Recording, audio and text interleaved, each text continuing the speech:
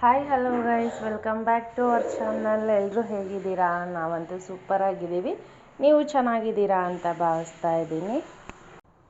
ಏನಪ್ಪ ಇದು, ಏನೋ ತಿನ್ಕೊಂಡು ಎಲ್ಲೋ ಹೊರಟಿದ್ದಾರೆ ಅಂತ ನೋಡ್ತಾ ಇದ್ದೀರಾ. ಇವತ್ತು ನಾವು ಅಂದರೆ ನಮ್ಮ ಫೇವ್ರೆಟ್ ದೇವಸ್ಥಾನಕ್ಕೆ ಹೋಗ್ತಾ ಇದ್ದೀವಿ. ಅಂದರೆ ನಮ್ಮ ಮನೆ ದೇವರು, ನಮಗಂತೂ ತುಂಬಾ ಇಷ್ಟ. ಅಲ್ಲಿಗೆ ಹೋಗ್ತಾ ಇದ್ದೀವಿ. ಅಮ್ಮ ಬಂದಿದ್ರಲ್ಲ, ಬಂದಾಗಿಂದ ಪಾಪ ಎಲ್ಲಿಗೂ ಹೋಗಿರಲಿಲ್ಲ. ದೂರ ಹೋಗೋದಕ್ಕೂ ಆಗ್ತಾ ಇರಲಿಲ್ಲ. ಒನ್ ಡೇ ಹೋಗಿ ಬರೋಣ ಅಂತ ಹೇಳಿ ಇಲ್ಲೇ ನಿಯರ್ ಬೈ ಇರೋಂತಹ ನಮ್ಮ ಮನೆ ದೇವ್ರಿಗೆ ಹೋಗ್ತಾ ಇದ್ದೀವಿ. ಅಂದರೆ ನಮ್ಮ ಮನೆ ದೇವ್ರು ಇರೋದು ಅಲ್ಲಿ ನಮ್ಮೂರ ಹತ್ರ, ಬಟ್ ಬೇರೆ ಬೇರೆ ಕಡೆ ಇರುತ್ತಲ್ಲ, ಅಲ್ಲಿಗೆ ಹೋಗೋಣ ಅಂತ ಹೋಗ್ತಾ ಇದ್ದೀವಿ. ಈ ರೋಡಂತೂ ನಂಗೆ ತುಂಬ ಇಷ್ಟ ಆಯಿತು. ಇದು ಆ್ಯಕ್ಚುಲಿ ರೋಡ್ ಅಲ್ಲ, ಲೇಔಟ್. ಇದು ಪೀಕಾಕ್ ಲೇಔಟ್ ಅಂತ ಕರೀತಾರೆ. ಎಷ್ಟು ಚೆನ್ನಾಗಿದೆ ಅಂದರೆ ಸಖತ್ತಾಗಿದೆ. ಏರಿಯಾನು ಸೂಪರಾಗಿ ಕಾಣಿಸ್ತಿದೆ ನೋಡೋಕ್ಕೂ. ಜಾಸ್ತಿ ವೆಹಿಕಲ್ ಏನು ಓಡಾಡೋದಿಲ್ಲ. ಸಖತ್ತಾಗಿತ್ತು ಏರಿಯಾ ಅಂತೂ. ಅಲ್ಲಿಂದ ಬರ್ತಾ ಗ್ಯಾಸ್ ಹಾಕ್ಸ್ಕೊಳ್ಳೋಣ ಅಂತ ಹೇಳಿ ಬಂಕಿಗೆ ಬಂದಿದ್ದೀವಿ. ನೋಡಿ ಎಷ್ಟು ಗಾಡಿ ಕ್ಯೂ ನಿಂತಿದ್ದಾವೆ. ಇದು ಪೆಟ್ರೋಲ್ ಥರ ಬೇಗ ಬೇಗ ಹಾಕಿ ಕಳಿಸೋದಲ್ಲ ಅಲ್ವಾ. ಗ್ಯಾಸು ಎಲ್ಲರೂ ಇಳಿಬೇಕು, ಗ್ಯಾಸ್ ಫಿಲ್ ಮಾಡಬೇಕು, ಆಮೇಲೆ ಎಲ್ಲರೂ ಹತ್ಕೋಬೇಕು. ಅದಕ್ಕೆ ಸ್ವಲ್ಪ ಲೇಟ್ ಆಗುತ್ತೆ. ಈ ಬಂಕ್ಗೆಲ್ಲ ಫುಲ್ ಗ್ರೀನ್ ಪೇಂಟ್ ಮಾಡಿಸಿದ್ದಾರೆ. ಬಂಕೂ ತುಂಬ ಚೆನ್ನಾಗಿ ಕಾಣ್ತಿತ್ತು. ಅಂದರೆ ರಿಲಿಯನ್ಸ್ ಬಂಕ್ ಅಲ್ಲ, ಅದಕ್ಕೋಸ್ಕರ. ಆಟೋನೂ ಅಷ್ಟೇ ಎಷ್ಟೊಂದು ಕ್ಯೂ ನಿಂತಿದ್ವು. ನಮ್ಮ ಗಾಡಿನೂ ಇನ್ನೂ 3 ಬೇಕಾಗಿತ್ತು, ಅದಕ್ಕೋಸ್ಕರ ನಾವೆಲ್ಲ ಇಳಿದಿದ್ವಿ. ಚಿಕ್ಕದಾಗಿ ಹನಿ ಬೀಳ್ತಾಯಿತ್ತು, ಮಳೆ ಹನಿ. ಅಲ್ಲಿ ಗ್ಯಾಸ್ ಹಾಕ್ಸ್ಕೊಂಡು ಅಲ್ಲಿಂದ ಸ್ವಲ್ಪ ಮುಂದೆ ಬಂದರೆ ಅಡಕಮಾರನಹಳ್ಳಿ ಫ್ಲೈಓವರ್ ಸಿಗುತ್ತಲ್ಲ, ಅಲ್ಲಿ ಆಂಜನೇಯ ಸ್ವಾಮಿನ ನೋಡ್ಕೊಂಡು ಹೋಗೋಣ ಅಂತೇಳಿ. ಪುಟ್ಟದಾಗಿದೆ ಅಲ್ವಾ, ಕಲ್ಲಲ್ಲೇ ಕಡ್ದಿರೋ ಅಂತಹ ಆಂಜನೇಯ ಸ್ವಾಮಿನ ನೋಡಬೇಕಾಗಿತ್ತು. ಅಂದರೆ ನಾನು ಯಾವಾಗ ಹೋದ್ರೂ ಇಲ್ಲಿಂದ ಬಸ್ಸಲ್ಲೇ ನೋಡ್ಕೊಂಡು ಹೋಗ್ತಿದ್ದೋ, ಇಲ್ಲಿಗಂತೂ ಬಂದಿರಲಿಲ್ಲ. ಸರ್ವಿಸ್ ರೋಡಲ್ಲೇ ಹೋಗ್ತಿದ್ರಿಂದ ಹಾಗೆ ನಿಲ್ಲಿಸ್ಬಿಟ್ಟು ದೇವ್ರಿಗೆ ನಮಸ್ಕಾರ ಮಾಡ್ಕೊಂಡು ಹೋಗೋಣ ಅಂತೇಳಿ ಬಂದೆ. ಇಲ್ಲೂ ಅಷ್ಟೇ ತುಂಬ ಚೆನ್ನಾಗಿದೆ. ಬಸ್ಸಲ್ಲಿ ನೋಡ್ಕೊಂಡು ಹೋಗ್ತಿದ್ದೆ, ಅದು ಕಲ್ಲಲ್ಲಿ ಕಡ್ದಿರೋದು ಒಂದೇ ಇರೋದು ಅಂತ ಅಂದ್ಕೊಂಡಿದ್ದೆ.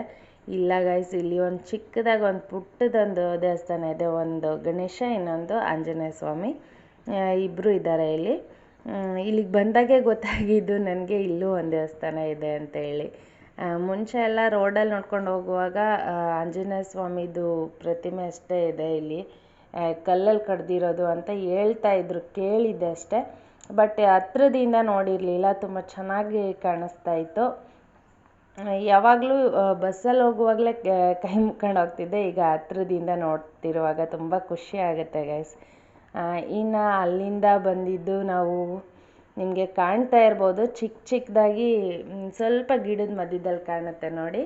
ನಾವು ಬಂದಿರೋದು ಕುಣಿಗಲ್ ಹತ್ರ ಬೀದನಗೆರೆ ಅಂತ ಹೇಳಿ ಪಂಚಮುಖಿ ಆಂಜನೇಯ ಸ್ವಾಮಿ ದೇವಸ್ಥಾನಕ್ಕೆ ಬಂದಿದ್ದೀವಿ.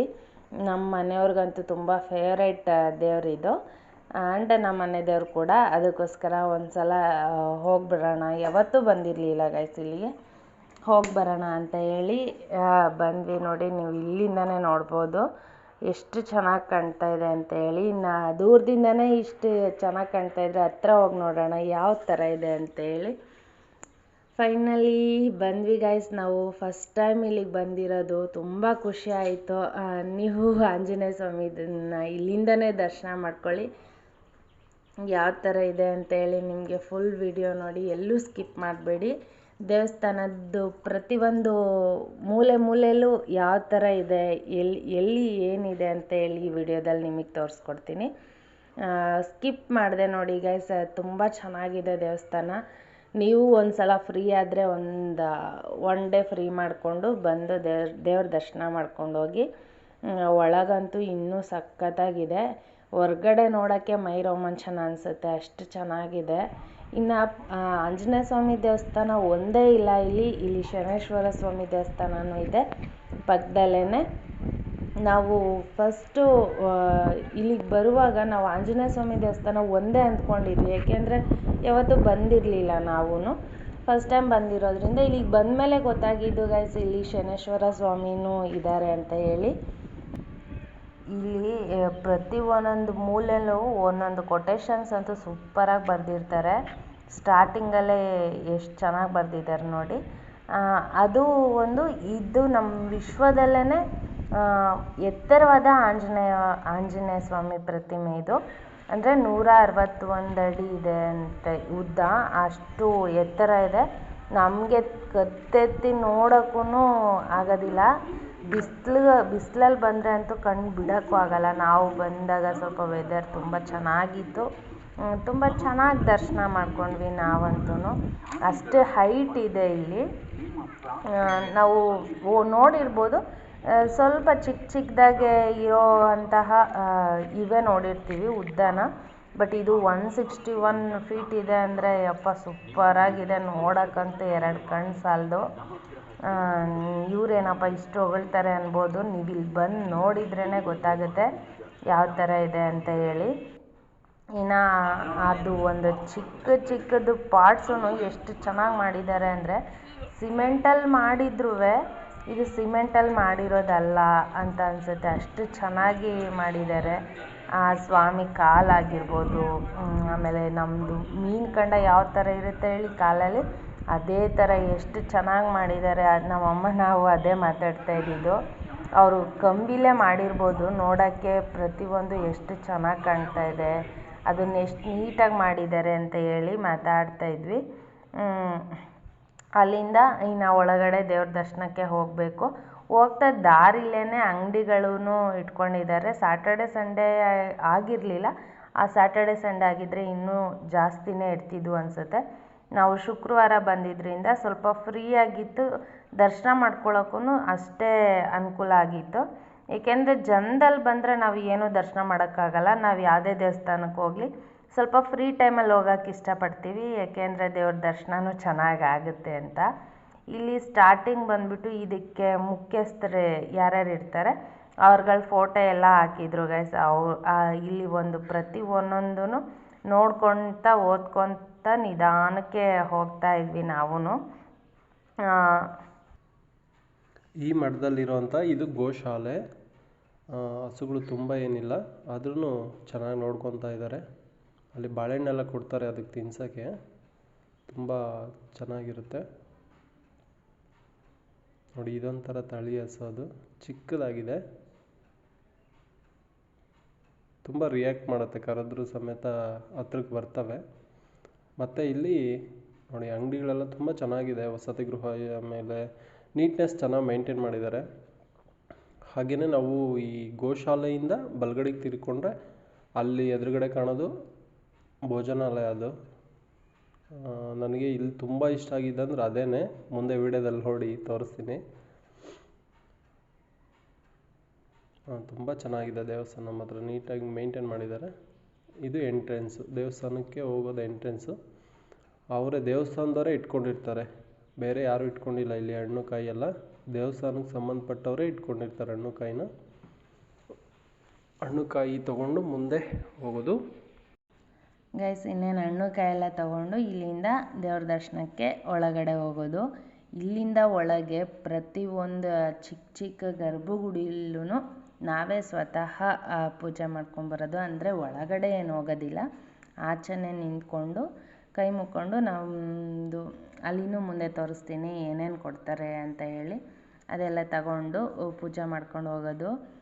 ಸಖತ್ತಾಗಿದೆ ಇಲ್ಲಿನ ಪದ್ಧತಿ ಅಂತೂ ನಂಗೆ ತುಂಬ ಇಷ್ಟ ಆಯಿತು. ಹಾಗೆ ನಾವು ಇಲ್ಲಿ ನೋಡ್ಬೋದು ನೀವು, ಧನಂಜಯ ಗುರೂಜಿ ಅಂತ ಹೇಳಿ ಇರ್ತಾರಂತೆ. ನಾವು ಬಂದಾಗ ಇರಲಿಲ್ಲ, ಬಾಗಿಲು ಹಾಕಿದ್ರು. ಅದ್ರ ಮುಂದೆ ಒಂದು ಆನೆ ಇತ್ತು ಗೈಸ್, ಅದು ವೀಲಲ್ಲಿ ಎಳ್ಕೊಂಡು ಹೋಗೋ ಥರ. ಇವರೆಲ್ಲ ಮುಟ್ಟಿ ನೋಡ್ತಾಯಿದ್ರು, ಪೇಪರ್ದು ಅಂತ ಹೇಳಿ, ಪ್ರೆಸ್ ಮಾಡಿದ್ರೆ ಒಳಗೆ ಹೋಗುತ್ತೆ ಅಂತೆಲ್ಲ ಹೇಳ್ತಾಯಿದ್ರು. ನಾನೆಲ್ಲ ಪ್ರೆಸ್ ಮಾಡೋಕ್ಕೆ ಹೋಗಿಲ್ಲ. ನಾನೊಂದು ಮಾಡೋಕ್ಕೆ ಹೋಗಿ ಅದೊಂದು ಆಗಿಬಿಟ್ರೆ ಯಾಕೆ ಬೇಕು ಗೈಸ್, ಅದಕ್ಕೆ ನಾನು ಸುಮ್ಮನೆ ಸೈಲೆಂಟಾಗಿ ವಿಡಿಯೋ ತಕ್ಕೊಂಡು ಅದೇ ಬಂದೆ. ವೀಲ್ ಇದೆ ಕೆಳಗಡೆ, ಎಳ್ಕೊಂಡು ಹೋಗ್ಬೋದು, ಅದು ಮುಂದೆ ಹೋಗೋ ಥರ ಎಲ್ಲ ಕಾಣಿಸುತ್ತೆ. ಆದರೆ ಏನು ಮಾಡ್ತೀರಾ, ಒಂದು ಕಂಬಿ ಒಳಗೆ ಕಟ್ಟಾಕ್ಬಿಟ್ಟಿದ್ರು, ಅದಕ್ಕೆ ಅಲ್ಲಿಂದ ಮುಂದೆ ಬಂದ್ವಿ. ಮುಂದೆ ಬಂದರೆ ಇಲ್ಲಿ ಅಷ್ಟೇ ಎಷ್ಟು ದೊಡ್ಡದಾಗಿದೆ ಗೈಸ್. ಒಳಗೂ ಏನು ಆಚೆಯಿಂದ ನೋಡಿದ್ರೆ ಅಷ್ಟೇ ಚಿಕ್ಕದಾಗಿ ಕಾಣಿಸುತ್ತೆ, ಬಟ್ ಒಳಗೆ ಬಂದರೆ ತುಂಬ ದೊಡ್ಡದಾಗಿದೆ. ಇವರೇ ಅನಿಸುತ್ತೆ ಗೈಸ್ ಇದನ್ನೆಲ್ಲ ಮುಂದೆ ನಿಂತು ಮಾಡಿಸಿರೋರು. ಅದಕ್ಕೆ ಇವ್ರ ಫೋಟೋನೇ ಎಲ್ಲೆಲ್ಲೂ ಇವ್ರ ಫೋಟೋನೇ ಕಾಣಿಸ್ತಾ ಇದೆ. ಇಲ್ಲೊಂದು ಚಿಕ್ಕದಾಗಿ ರಥನೂ ಇದೆ. ಅಂದರೆ ಅವರು ಜಾತ್ರೆ ಟೈಮಲ್ಲಿ ಏನಾದರೂ ಎಳೀತಾರೆ ಅನಿಸುತ್ತೆ. ಚಿಕ್ಕದಾಗಿದೆ, ಒಂಥರ ಚೆನ್ನಾಗಿದೆ ನೋಡೋಕ್ಕೂ. ಚಿಕ್ಕದೊಂದು ರಥ ನೋಡಿಕೊಂಡು ಅಲ್ಲಿಂದ ಮುಂದೆ ಬಂದರೆ ಶನೇಶ್ವರ ಸ್ವಾಮಿ ದೇವಸ್ಥಾನಕ್ಕೆ ಫಸ್ಟ್. ಅಂದರೆ ನಾವು ಇಲ್ಲಿಗೆ ಬಂದಾಗ ಫಸ್ಟ್ ದರ್ಶನ ಶನೇಶ್ವರ ಸ್ವಾಮಿದು ದರ್ಶನಕ್ಕೆ ಹೋಗ್ತಾ ಇದ್ದೀವಿ. ಇಲ್ಲಿನೂ ಅಷ್ಟೇ ಎಷ್ಟು ಚೆನ್ನಾಗಿ ಮಾಡಿದ್ದಾರೆ ಅಂದರೆ ಅಲ್ಲಿಗೆ ಹತ್ರಕ್ಕೆ ಹೋಗೋದಕ್ಕೆ ಬಿಡೋದಿಲ್ಲ. ಬಟ್ ಇಲ್ಲಿಂದನೇ ನೋಡ್ತಾ ಇದ್ದರೆ ಎಷ್ಟು ನೀಟಾಗಿದೆ. ಇನ್ನೊಂದು ನೀವು ಗಮನಿಸ್ಬೋದು, ಇಡೀ ದೇವಸ್ಥಾನ ಫುಲ್ ಗೋಲ್ಡ್ ಕಲರ್ ಪೇಂಟ್ ಮಾಡಿದ್ದಾರೆ. ಎಲ್ಲಿ ನೋಡಿದರೂ ಬೇರೆ ಕಲರ್ ಇಲ್ಲ, ಬರೀ ಗೋಲ್ಡಲ್ಲೇ ಸಖತ್ತಾಗಿದೆ. ಫಸ್ಟ್ ಇಲ್ಲಿ ಬಂದ ತಕ್ಷಣ ಎಳ್ಬತ್ತಿ ಹಚ್ಬಿಟ್ಟು ಇನ್ನು ಮುಂದಿನ ದೇವ್ರ ದರ್ಶನಕ್ಕೆ ಹೋಗಬೇಕು. ಫಸ್ಟ್ ಗಣಪತಿ ದರ್ಶನ ಮಾಡಿಸ್ತಾರೆ. ಅಂದರೆ ಇಲ್ಲಿ ಎಳ್ಬತ್ತಿ ಹಚ್ಚೋದಕ್ಕೂ ಮೊದಲೇ ಗಣಪತಿ ದರ್ಶನ ಮಾಡಿ ಅರ್ಚನೆ ಮಾಡ್ತಾರೆ. ಪ್ರತಿಯೊಬ್ಬರು ಹೆಸ್ರು ಮೇಲೂ ನಾವು ಹೇಳಬೇಕು. ಅಲ್ಲಿ ಅರ್ಚನೆ ಮಾಡಿಸ್ಕೊಂಡು ಮುಂದೆ ಬಂದು ಇಲ್ಲಿ ಎಳ್ಬತ್ತಿ ಹಚ್ಚೋದು. ಎಳ್ಬತ್ತಿ ಹಚ್ಚಿದಾದಮೇಲೆ ನಾವು ನವಧಾನ್ಯಗಳಂತ ಹೇಳಿ ಹೊರಗಡೆನೆ ಕೊಡ್ತಾರೆ. ಅವನ್ನ ತಂದು ಒಂದೊಂದು ದೇವರಿಗೆ ಯಾವ್ಯಾವ ಧಾನ್ಯ ಇಷ್ಟ, ಯಾವ್ಯಾವ ಕಲರ್ ಇಷ್ಟ ಅಂತ ಹೇಳಿ ಅಲ್ಲಿ ಬೋರ್ಡ್ ಹಾಕಿರ್ತಾರೆ. ಫಸ್ಟು ಸೂರ್ಯದೇವರಿಗೆ ಯಾವ್ದು ಇಷ್ಟ ಅಂತ ಹೇಳಿ ಆ ಧಾನ್ಯ ಹಾಕ್ಬಿಟ್ಟು ಅಲ್ಲಿಂದ ಮುಂದೆ ಬಂದರೆ ಚಂದ್ರದೇವರು ಅವ್ರಿಗೆ ಯಾವ ಧಾನ್ಯ ಇಷ್ಟ ಅಂತ ಹೇಳಿ ಅವ್ರಿಗೆ ಅಲ್ಲಿ ಹಾಕ್ಬಿಟ್ಟು ನಮಸ್ಕಾರ ಮಾಡಿಕೊಂಡು ಹಾಗೆ ಮುಂದೆ ಹೋಗಿ ಅಲ್ಲಿ ಯಾವ ದೇವರಿಗೆ ಯಾವ್ದು ಇಷ್ಟ ಆ ಥರ ಹಾಕೋದು. ಇಲ್ಲಿ ಇನ್ನೊಂದು ಏನಂದರೆ ನಾವು ಸುಮ್ಮನೆ ಧಾನ್ಯಗಳನ್ನ ಹಾಕ್ಬಿಟ್ಟು ಬರೋದಲ್ಲ. ಇಲ್ಲಿ ಈ ಕಡೆ ಇವಾಗ ಮಂಗಳ ಮಂತ್ರ, ಬುಧ ಮಂತ್ರ, ಚಂದ್ರ ಮಂತ್ರ ಅಂತ ಹೇಳಿ ಈ ಒಂದು ರೈಟ್ ಸೈಡಿಗೆ ಹಾಕಿರ್ತಾರೆ ನೋಡಿ. ಈ ಥರ ಮಂತ್ರ ಹೇಳ್ಕೊಂಡು ಈ ಕಡೆ ಬೋರ್ಡಲ್ಲಿ ಬರೆದಿರ್ತಾರೆ ಯಾವ ಧಾನ್ಯ ಹಾಕಬೇಕು ಅಂತ ಹೇಳಿ. ಆ್ಯಂಡ್ ಕಲರ್ ಕೂಡ ಓದಕ್ಕೆ ಬರದೇ ಇರೋರ್ಗೆ ಕೂಡ ಅರ್ಥ ಆಗಬೇಕು ಅಂತ ಹೇಳಿ ಅಲ್ಲಿ ಕಲರ್ ಮೆನ್ಷನ್ ಮಾಡಿರ್ತಾರೆ. ಆ ಕಾಳಲ್ಲಿ ಕಲರ್ ಇರುತ್ತಲ್ಲ ಗೈಸ್, ಆ ಕಾಳನ್ನ ತಗೊಂಡು ಅಲ್ಲೊಂದು ಮುಂದೆಗಡೆ ಬುಟ್ಟಿ ಥರ ಮಾಡಿಟ್ಟಿದ್ದಾರೆ, ಅದರಲ್ಲಿ ಹಾಕೋದು. ಪ್ರತಿಯೊಂದು ನವಗ್ರಹಗಳ ಹತ್ರನೂ ಅಷ್ಟೇ ಇದೇ ಥರ ಮಂತ್ರ ಬರೆದಿದ್ದಾರೆ. ಆ ಮಂತ್ರ ಹೇಳ್ಕೊಂಡು ಈ ಥರ ಧಾನ್ಯಗಳನ್ನ ನಮ್ಗೇನು ಸಂಕಲ್ಪ ಬೇಕೋ ಅದು ಮಾಡಿಕೊಂಡು ಧಾನ್ಯ ಹಾಕೋದು. ನಂಗೆ ತುಂಬ ಇಷ್ಟ ಆಯಿತು. ನಾವೇ ಸ್ವತಃ ನಮ್ಮ ಕೈಯಾರೆ ಪ್ರತಿ ದೇವರಿಗೂ ಯಾವ್ಯಾವ ಧಾನ್ಯ ಇಷ್ಟ ಅಂತ ಹೇಳಿ ತಿಳ್ಕೊಬೋದು. ಹಾಗೆ ಅವರ ಮಂತ್ರನೂ ತಿಳ್ಕೊಬೋದು. ಇಲ್ಲಿ ಪ್ರತಿ ಒಂದರಲ್ಲೂ ಬರೆದಿದ್ದಾರೆ ಗೈಸ್, ಬೋರ್ಡ್ ಹಾಕಿದ್ದಾರೆ. ಎಲ್ಲಿ ಯಾವ ಥರ ಏನಕ್ಕೆ ಈ ಥರ ಮಾಡ್ಬೋದು ಅಂತ ಹೇಳಿ ಪ್ರತಿಯೊಂದು ವಿವರಣೆ ಮಾಡಿದ್ದಾರೆ. ನಮಗಂತೂ ಇಲ್ಲಿ ಸಖತ್ ಇಷ್ಟ ಆಯಿತು. ಇದು ಬಂದುಬಿಟ್ಟು ಗುರುಗ್ರಹ. ಇಲ್ಲಿ ಯಾವ್ದು ಇಷ್ಟ ಅಂತ ಹೇಳಿ ಹಾಕಿದ್ದಾರೆ. ಗೋಧಿ ಅನಿಸುತ್ತೆ, ಯೆಲ್ಲೋ ಕಲರ್ ಕಾಣ್ತಿದೆ ನೋಡಿ ಈ ಕಡೆ. ಇಲ್ಲಿ ಯಾವ್ದು ಬೇಕೋ ಯಾವ ಧಾನ್ಯನೋ ಇಲ್ಲಿ ನಮಸ್ಕಾರ ಮಾಡಿಬಿಟ್ಟು ಹಾಕಿ ಇನ್ನು ಮುಂದೆ ಹೋಗೋದು. ಇಲ್ಲಿಂದ ಹೋದರೆ ದೊಡ್ಡದು ಶನಿ ದೇವರಿಂದು ದೇವಸ್ಥಾನಕ್ಕೆ ಹೋಗ್ತೀವಿ. ಅಂದರೆ ಈ ಕಡೆ ಒಂದಷ್ಟು ಲೆಫ್ಟ್ ಸೈಡ್ ಒಂದಷ್ಟು ಗ್ರಹಗಳು, ರೈಟ್ ಸೈಡ್ ಒಂದಷ್ಟು ಗ್ರಹಗಳು ಇಟ್ಟಿದ್ದಾರೆ. ಅದಕ್ಕೋಸ್ಕರ ಈ ಕಡೆ ರೈಟಿಗೆ ಬಂದುಬಿಟ್ರೆ ಎಷ್ಟು ಇದಾವೋ ಅಷ್ಟಕ್ಕೂ ಹಾಕಿಬಿಟ್ಟು ಶನೀಶ್ವರನ ದೇವಸ್ಥಾನಕ್ಕೆ ಹೋಗೋದು. ಇಲ್ಲಿ ಮತ್ತು ಎಳ್ಳೆಣ್ಣೆ ಅಭಿಷೇಕ ಮಾಡೋದ್ರಿಂದ ಏನೇನು ಪರಿಹಾರ ಆಗುತ್ತೆ, ನಮ್ಮ ಕೈಯಾರೆ ಶನೇಶ್ವರ ಸ್ವಾಮಿಗೆ ಎಳ್ಳೆಣ್ಣೆ ಅಭಿಷೇಕ ಮಾಡಿಸ್ತಾರೆ. ಅದರಿಂದ ಏನೇನು ಫಲಿತ ಸಿಗುತ್ತೆ ಅಂತ ಹೇಳಿ ಇದರಲ್ಲಿ ಹಾಕಿದ್ದಾರೆ, ನೋಡ್ಬೋದು ನೀವು. ಇನ್ನು ಒಳಗಡೆ ಹೋಗಿ ನಾವು ದೇವ್ರ ದರ್ಶನ ಮಾಡಿಕೊಂಡು ಶನೇಶ್ವರ ಸ್ವಾಮಿಗೆ ಅಭಿಷೇಕ ಮಾಡಿಬಿಟ್ಟು ಇನ್ನು ಈ ಕಡೆ ಬಂದ್ವಿ. ಲೆಫ್ಟಿಗೆ ಶುಕ್ರ ಗ್ರಹ ಇದೆ. ಅಲ್ಲಿನೂ ಯಾವುದು ಬೇಕೋ ಅಂದರೆ ಯಾವ ಧಾನ್ಯ ಬೇಕು ಅಂತ ಹೇಳಿ ಅಕ್ಕಿ ಧಾನ್ಯ ಹಾಕ್ತಾರೆ. ಅಕ್ಕಿ ಅಂದರೆ ಅಲ್ಲಿ ವೈಟ್ ಕಲರ್ ಮಾರ್ಕ್ ಮಾಡಿದ್ದಾರೆ, ಇನ್ನೊಂದು ಅಲ್ಲಿ ಬರೆದಿದ್ದಾರೆ ಯಾವುದು ಬೇಕು ಅಂತ ಹೇಳಿ. ಅದನ್ನು ಹಾಕ್ಬಿಟ್ಟು ಅಲ್ಲಿಂದ ನಮಸ್ಕಾರ ಮಾಡಿಕೊಂಡು ಮುಂದೆ ಹೋದರೆ ಈ ಪ್ರಸಾದನೂ ಕೊಡ್ತಾರೆ ಗೈಸ್. ಅಲ್ಲಿ ಶನೇಶ್ವರನ್ರಿಂದ ಆಚೆ ಬಂದ ತಕ್ಷಣ ಪ್ರಸಾದ ಅಲ್ಲಿ ಕೈ ತೊಳ್ಕೊಳ್ಳೋಕೆ ತಿಂದ್ಬಿಟ್ಟು ಕೈ ತೊಳ್ಕೊಳ್ಳೋಕ್ಕೂ ಮಾಡಿದ್ದಾರೆ. ನಾವು ತಿನ್ನಲಿಲ್ಲ, ಏಕೆಂದರೆ ಫಸ್ಟು ಎಲ್ಲ ಬೇಕಾಗಿ ಆಮೇಲೆ ತಿನ್ನೋಣ ಅಂತೇಳಿ ಹಾಗೆ ಕವರ್ಗೆ ಇಟ್ಕೊಂಡು ಆಚೆ ಬಂದ್ವಿ. ಅಲ್ಲಿ ಅಂದರೆ ಇನ್ನೂ ಫುಲ್ ಪೂಜೆ ಮುಗಿದಾದ್ಮೇಲೆ ತಿನ್ನಬೇಕು ಅಂತ ಹೇಳಿ ಅಲ್ಲಿಂದ ಇನ್ನೂ ಸ್ವಲ್ಪ ಮುಂದೆ ಹೋದರೆ ಲಾಸ್ಟ್ ಶನಿ ದೇವ್ರದ್ದು ಶನಿ ಗ್ರಹ ಬರುತ್ತೆ. ಅಂದರೆ ಎಲ್ಲ ದೇವ್ರಿಗೂ ಹೋಗಿ ಹೋಗಿ ದೇವರು ಅಂತಲೇ ಬರುತ್ತೆ. ಇನ್ನು ಅವರು ದೇವ್ರುಗಳೇ ಅಲ್ವಾ,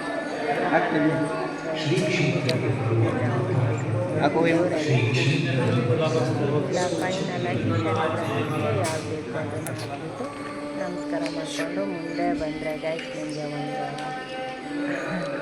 ಇದಿದೆ. ಅಂದರೆ ನಾನು ಎಲ್ಲೂ ನಂಬಿಲ್ಲ ಅನ್ನೋದಕ್ಕಿಂತ ಹೆಚ್ಚಾಗಿ ಎಲ್ಲರೂ ಆಂಜನೇಯ ಸ್ವಾಮಿ ಬ್ರಹ್ಮಚಾರಿ ಅಂತಲೇ ಹೇಳ್ತಾರೆ. ಬಟ್ ನೀವಿಲ್ಲಿ ನೋಡ್ಬೋದು ಆಂಜನೇಯ ಸ್ವಾಮಿ ಸತಿ ಸಮೇತ ಇದ್ದಾರೆ, ದಂಪತಿ ಸಮೇತ ಇಲ್ಲಿ ನಾವು ಅವ್ರಿಗೆ ಪೂಜೆ ಮಾಡ್ಬೋದು. ಅಲ್ಲಿ ಎಲ್ಲ ನವಗ್ರಹ ಧಾನ್ಯಗಳು ಹಾಕ್ಕೊಂಡು ಬಂದಾದಮೇಲೆ ಆಂಜನೇಯ ಸ್ವಾಮಿಗೆ ಬೆಲ್ಲದಾರತಿ ಮಾಡ್ತಾಯಿದ್ದೀವಿ. ಇಲ್ಲಿ ಇದನ್ನು ಇಲ್ಲೇ ಸಿಗುತ್ತೆ, ಸ್ವಾಮಿಗೆ ಬೆಲ್ಲದಾರತಿ ಮಾಡೋದಾಗಿರ್ಬೋದು ಎಲ್ಲನೂ. ನೋಡಿ ಆಂಜನೇಯ ಸ್ವಾಮಿ ಅವರ ಧರ್ಮಪತ್ನಿ ಇಬ್ಬರೂ ದರ್ಶನ ಮಾಡ್ಕೊಳ್ಳಿ ಗೈಸ್. ಈ ದೇವಸ್ಥಾನದಲ್ಲೇ ನಾನು ಆಂಜನೇಯ ಸ್ವಾಮಿನ ಸತಿಪತಿ ಇಬ್ಬರೂ ನೋಡ್ತಾ ಇರೋದು. ಸತಿ ಸಮೇತ ಆಂಜನೇಯ ಸ್ವಾಮಿನ ಇಲ್ಲೇ ನೋಡ್ತಾ ಇದ್ದಿದ್ದು ತುಂಬ ಖುಷಿ ಆಯಿತು. ನಾನು ಆರತಿ ಮಾಡಿದೆ, ಇನ್ನು ನಮ್ಮ ಮನೆಯವ್ರಿಗೂ ಮಾಡಿಸೋಣ ಅಂತ ಹೇಳಿ ಇಬ್ಬರು ಆರತಿ ಮಾಡ್ತಾಯಿದ್ದೀವಿ. ಹಾಗೆ ಎಲ್ಲರೂ ಮಾಡಿದ್ವಿ ಗೈಸ್, ಅಮ್ಮ ಮಂಜೇಶು ಪ್ರತಿಯೊಬ್ಬರು ಇಲ್ಲಿ ಆರತಿ ಮಾಡಿ ನಮಸ್ಕಾರ ಮಾಡಿಕೊಂಡು ಆಂಜನೇಯ ಸ್ವಾಮಿ ಮದುವೆ ಆಗಿದ್ದು ಅದು ಅವ್ರ ಬಗ್ಗೆ, ಆಮೇಲೆ ಇಲ್ಲಿ ಪಕ್ಕದಲ್ಲಿ ಸಮೇತ ಆಂಜನೇಯ ಸ್ವಾಮಿ ಮಂತ್ರ ಬೋರ್ಡು, ಇಲ್ಲಿಂದು ಪ್ರತಿಯೊಂದು ಸಿಸ್ಟಮ್ಯಾಟಿಕ್ ಆಗಿದೆ ಗೈಸ್, ತುಂಬ ಚೆನ್ನಾಗಿದೆ. ಮತ್ತು ಆಂಜನೇಯ ಸ್ವಾಮಿದು ಅಂದರೆ ಈ ಕಡೆ ರೈಟ್ ಸೈಡಿಗೆ ಒಂದು ಇದು ದಂಪತಿ ಮಂದಿರ ಅಂತ ಹಾಕ್ಬಿಟ್ಟು ಅವ್ರ ಹೆಸ್ರು, ಅವರು ಹುಟ್ಟಿದ ಸ್ಥಳ, ಆಮೇಲೆ ಸತಿ ಹೆಸರು ಎಲ್ಲನೂ ಹಾಕಿದ್ದಾರೆ. ನೀವು ನೋಡ್ತಾ ಇರ್ಬೋದು ಅವ್ರ ತಂದೆ ತಾಯಿ ಹೆಸರು.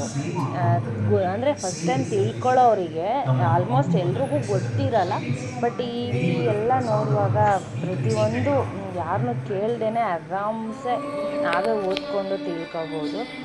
ಹಾಗೆ ಅವರ ಮದುವೆ ಆಗಿದ್ದ ಮಾಹಿತಿನೂ ಇಲ್ಲೇ ಇದೆ ನೋಡ್ಬೋದು ನೀವು ಗೈಸ್. ಅದಕ್ಕೆ ನಿಮಗೆ ಯಾರಿಗೆಲ್ಲ ಗೊತ್ತಿಲ್ಲ ಅವರು ಈ ವಿಡಿಯೋ ಮುಖಾಂತರ ತಿಳ್ಕೊಳ್ಳಿ ಅಂತಲೇ ಪ್ರತಿಯೊಂದು ಇಂಚಾಗಿ ವಿಡಿಯೋ ಕ್ಯಾಪ್ಚರ್ ಮಾಡ್ಕೊಂಡು ಬಂದಿದ್ದೀನಿ. ಅದಕ್ಕೆ ನಿಮಗೆ ಸ್ಟಾರ್ಟಿಂಗೇ ಹೇಳಿದ್ದು ಸ್ಕಿಪ್ ಮಾಡಿದೆ ನೋಡಿ ಗೈಸ್ ಅಂತ ಹೇಳಿ. ಸ್ಕಿಪ್ ಮಾಡಿದೆ ನೋಡಿದ್ರೆ ಅರ್ಥ ಆಗುತ್ತೆ. ಆ್ಯಂಡ್ ಮನೆಯಲ್ಲೇ ನೋಡೋರ್ಗೂ ದೇವಸ್ಥಾನ ಕಣ್ಣಿಗೆ ಕಟ್ಟಿದಾಗೆ ಕಾಣುತ್ತೆ.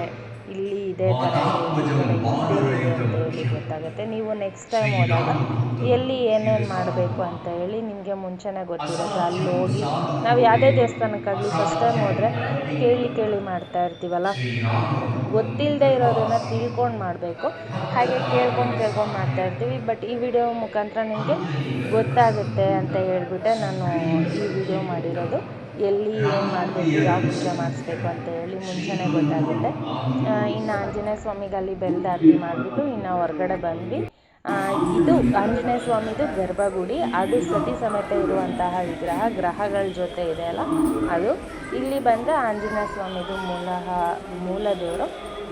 ಒಳಗಡೆ ವಿಡಿಯೋ ಮಾಡಿಲ್ಲ ಗೈಸ್, ಹೊರಗಡೆಯಿಂದನೇ ತೋರಿಸ್ತಾ ಇದ್ದೀನಿ ನಿಮಗೆ. ಹೊರಗಡೆ ಈ ಥರ ಇದೆ, ಒಳಗಡೆ ಒಂದು ಆಂಜನೇಯ ಸ್ವಾಮಿ ಚಿಕ್ಕದ ವಿಗ್ರಹ ಇದೆ.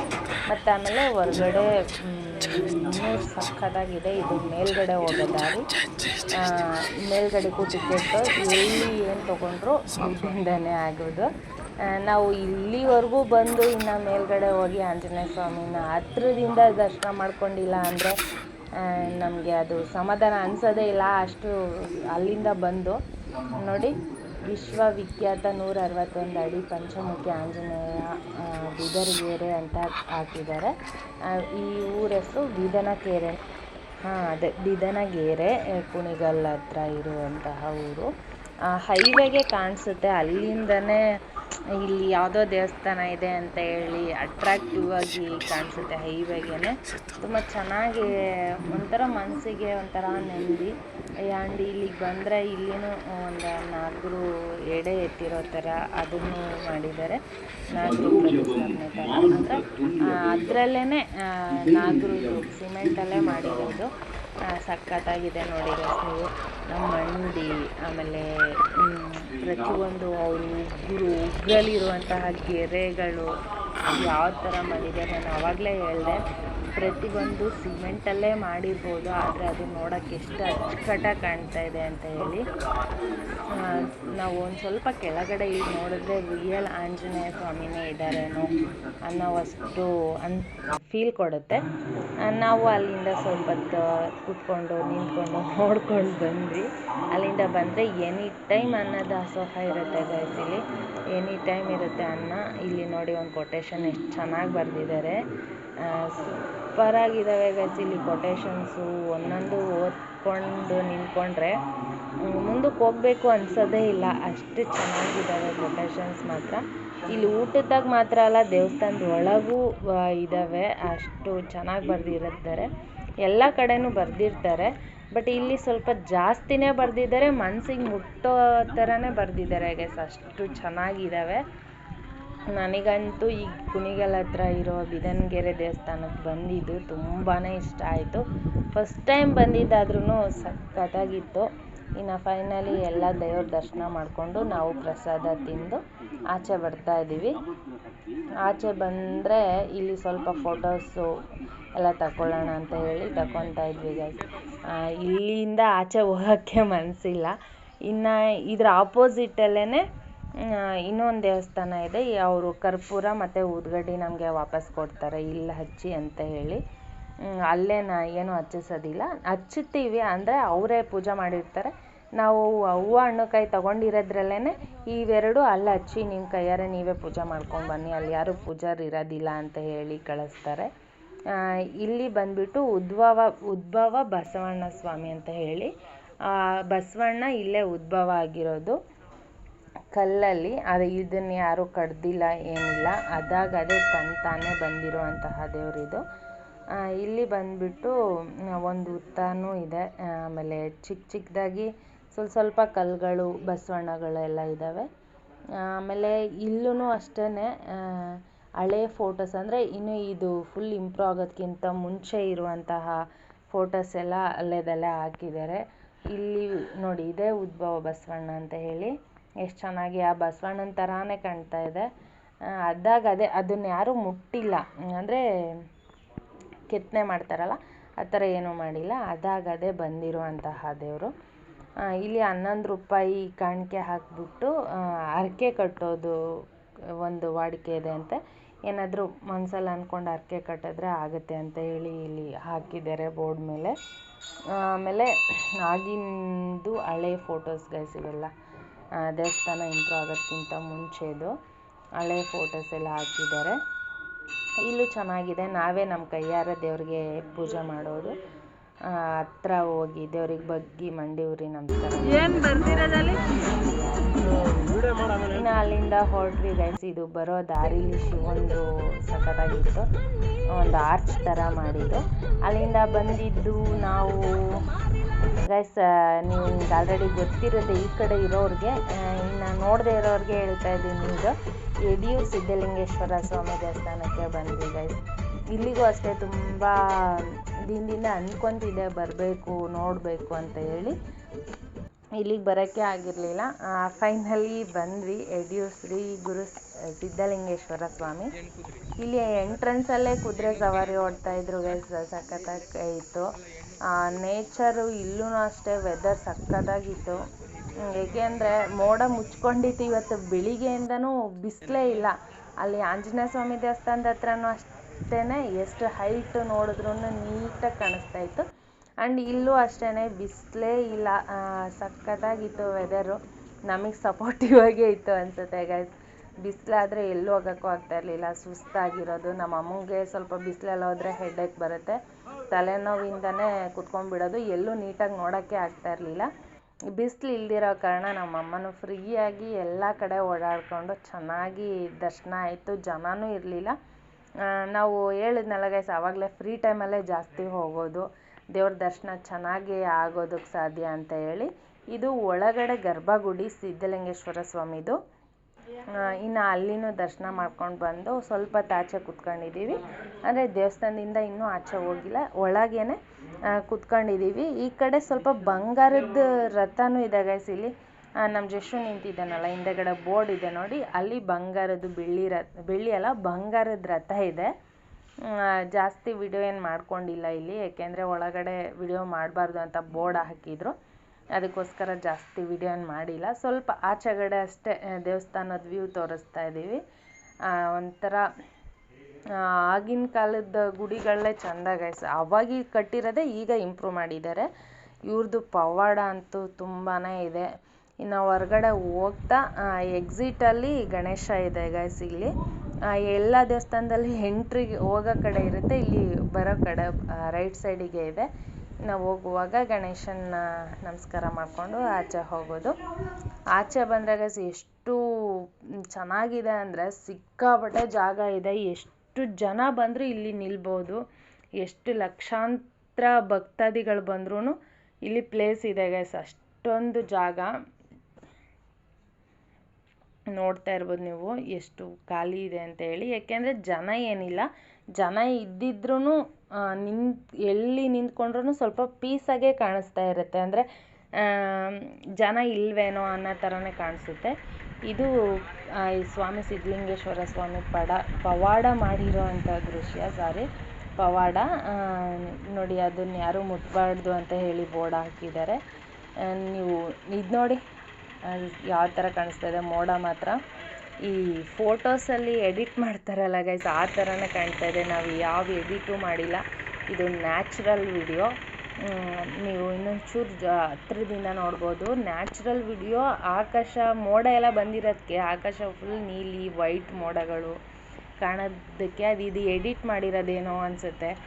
ಆದರೆ ಎಡಿಟ್ ಏನಲ್ಲ ಗೈಸ್, ಇದು ನ್ಯಾಚುರಲ್ ವಿಡಿಯೋ. ಎಷ್ಟು ಚೆನ್ನಾಗಿ ಕಾಣ್ತಾ ಇದೆ ಅಂದರೆ ಅಷ್ಟು ನಮಗಂತೂ ಸಿಕ್ಕಾಪಟ್ಟೆ ಇಷ್ಟ ಆಯಿತು.